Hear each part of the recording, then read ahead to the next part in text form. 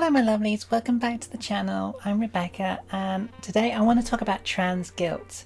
I for one have suffered from it and I still suffer from it as a thing, and I know I shouldn't feel guilty for being transgender. It's just a kind of like, I want to be able to make everyone happy. Sometimes I see myself as a bit of a people pleaser and rather keep things like just quiet and just not say anything just because it makes it easier and nobody has to suffer from any kind of sadness or upset. But the thing is, it is an understandable feeling, especially with parents. When I was trying to work out the courage to even tell my parents, I was just worried that I would basically be taking their son away, and that was basically how I did feel. I was taking the son away and they couldn't do anything about it, and I felt really guilty for doing that.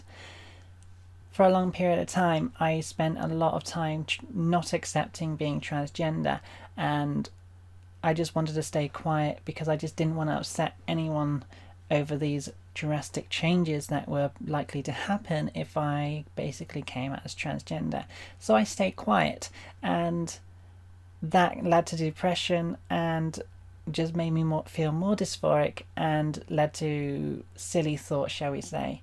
But as a community, I feel like that's something we need to speak up about more often. I understand that in some places, in some countries, it's a lot more complex than that, but when it's possible, I feel like we should be able to do that. For me personally, I didn't accept I was transgender until I hit about 23, 24, and I feel like that was a fairly long period of time. But when I finally told my parents, they definitely felt a bit of grief, and they felt like they had lost their son, and they were having a bit of a mourning, I suppose, because they didn't know what to do. They felt like they done something wrong. My mother felt like she did something wrong when she was bringing me up. She felt guilty herself. She felt like she did something wrong, and she did nothing wrong, nothing at all. It's just sometimes that's the way it works. And even then, when I was growing up, she brought me up as a son, and she apologized for bringing me up as a son, and that's nothing to apologize for. That is what you would normally do. You would probably try and want your son to be a great gentleman, and that's what I expected. My outlook on life, though, was that I enjoyed both female and male things, but I just never admitted to some of the feminine things I ever did, the traditional things anyway that you would probably associate as feminine.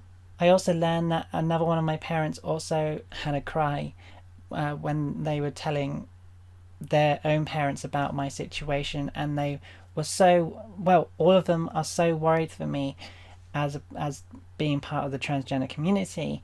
They just worry about my health, well-being and safety sometimes, and I understand, and I appreciate all the support they have still been giving me. When I began transitioning, I felt like I took away that father-son bond, that father-son time away from my dad's. I also felt like I was creating a confusing situation. I've got two nephews, and they're so young that they knew me as an uncle, but starting to realize that I'm not presenting as an uncle, and it just felt like I felt so guilty that I wasn't presenting that way. But they have been adjusting to it very well, and it's really nice to see that too. I felt like it was a huge step back as well, like with the progress of transition fees, so medication, consultation fees, psychological or psychiatric consultations, getting a new wardrobe, just makeup and all that stuff, just to fit in and feel more comfortable in your own body. And so I just felt like I just took one huge step back in life progress, and that my responsibility for my own self, like getting a house and just, being independent, just was taken away from me. It felt like a huge step back, and I just felt guilty for it because now I have to rely on others still just to try and support my own self. I also felt like I was killing my own self. I was killing a part of me, which then was kind of killing that part of me to other people because they would no longer see that person again.